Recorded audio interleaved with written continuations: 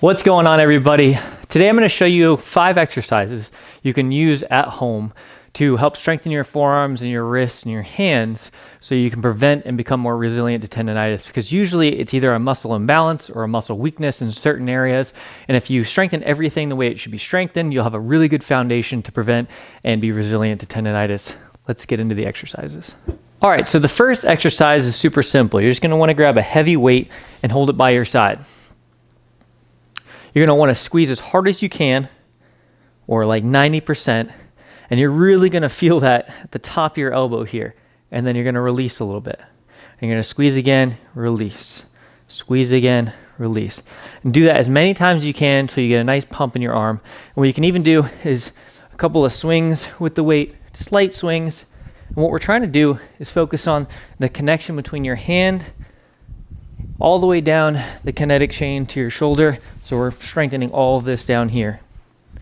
Nice swings, and then gripping fairly hard, like 80, maybe 90%. And you're going to feel that all the way down your forearm. Do that 3-4 sets on each arm. Rest for 60 seconds in between. And it's going to be a great forearm builder. And it's a little bit of a dynamic exercise. So as you're swinging it, it's going to cause more intensity at certain points and less intensity when you get to like the apex of the swing. And that'll help your grip strength overall. But that's exercise number 1. All right, exercise number 2, super important for wrist strength and forearm strength and connecting your hand to your forearm via your wrist. I did an entire video about just this exercise alone. That's how important it is. But these are going to be forearm wrist curls with a barbell. All you need to do is take a barbell, hang your wrists over the bench, let that barbell fall to the point where it's not rolling down your fingers, grip onto it, open up your wrist, and then close your wrist.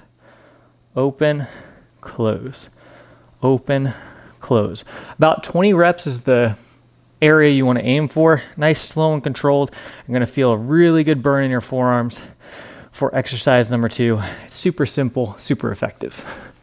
All right, so exercise number 3 is going to be the opposite of exercise number 2. We're going to work out the forearm extensors, so wrist extension, going upwards.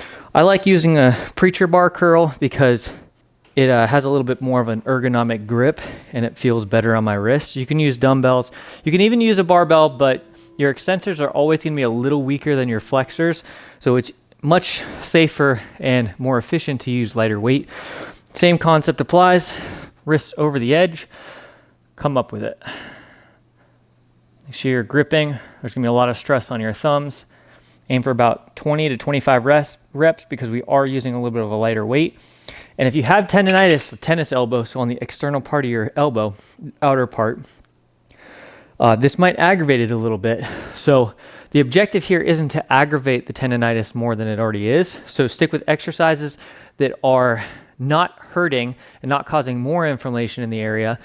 This is just if you're not experiencing tendonitis in these areas at the moment, so golfer's elbow is going to be in the middle, you're going to want to do these because it won't activate your golfer's elbow.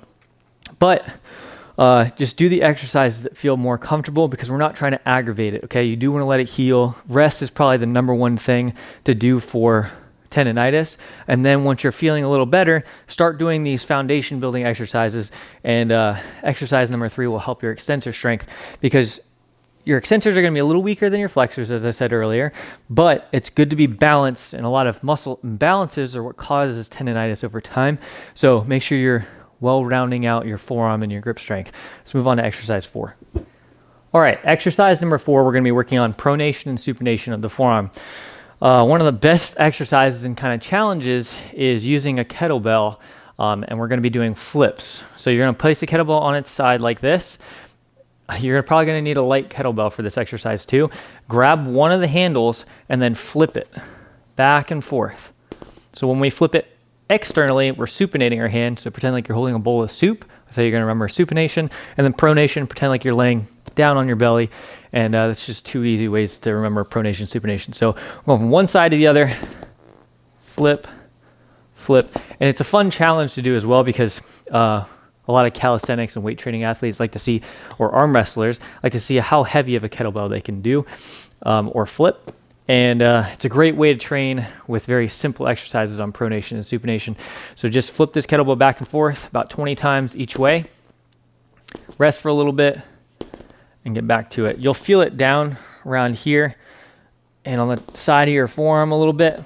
Try to keep your elbow in the same spot as you do it, just using your forearm strength, and then control the weight back and forth. Really great way to work the wrist muscles as well. Let's move on to exercise 5. Okay, so exercise 5, probably never done before, but it's gonna strengthen the elongated finger position, which is fingers flat like this. And you're gonna need a weight plate to do it. So you're gonna grab onto this weight plate, right? I have a 25-pound plate here, not too heavy, but I'm going to position my hands. So this is the backwards. I'm gonna position my hands like this, so they're flat, right? And my fingers are the ones gonna be pushing against the weight. My thumbs are gonna be on top, so my fingers are flat. I'm gonna have the weight down to my stomach here, or down in front of me, and I'm just gonna push it up nice and flat, just like that. And what we're doing here is strengthening the hands all the way down the belly of the forearm and getting a nice connection between the fingers. Because what happens is your fingers get weak over time if you don't train them, and we're just connecting everything together. That's the reason tendonitis is created, because we have weakness in certain areas. A lot of people have really strong forearm flexors, but weak sensors. A lot of people have strong fingers, but weak forearms, that sort of stuff, or a weak wrist. Wrists are very important when it comes to preventing tendonitis.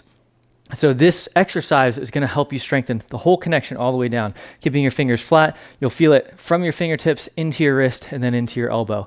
And that's going to strengthen all of those connections together. And again, with these exercises, don't aggravate the tendonitis you already have. Do the ones, like I know the swings won't be as bad. Do the swings until your tendonitis starts to settle down a little bit, and then move on to these exercises. Do about 20 reps of that. 15 to 20 reps is fine. Rest 60 seconds, do 4 sets, and you should be feeling really good after that.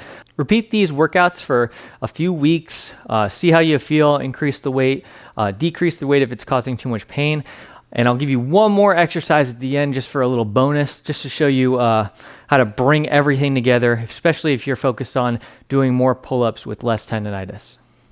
Okay, so the little bonus I have for you, exercise 6, whatever you want to call it, is going to be isometric contractions. So usually if you're experiencing tendonitis when doing a pull-up, you're going to experience it in a certain area, and usually that area is probably going to be 90 degrees and above, because you're really forcing the elbow into a tough position there.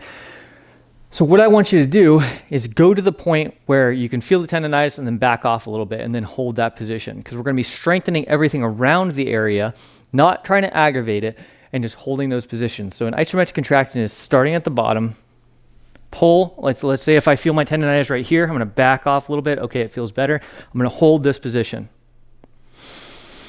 Breathe. And you want to hold it near as long as possible, like maybe 15, 20 seconds. Come down and do the same thing. Rinse and repeat. Rest for about 60 seconds. Repeat 4 times. And those isometric contractions over time will help strengthen everything together, especially for pull-ups, and it'll help you avoid tendonitis in the future. If you guys like this video, please like and subscribe. Thanks so much for watching. Hope this helps.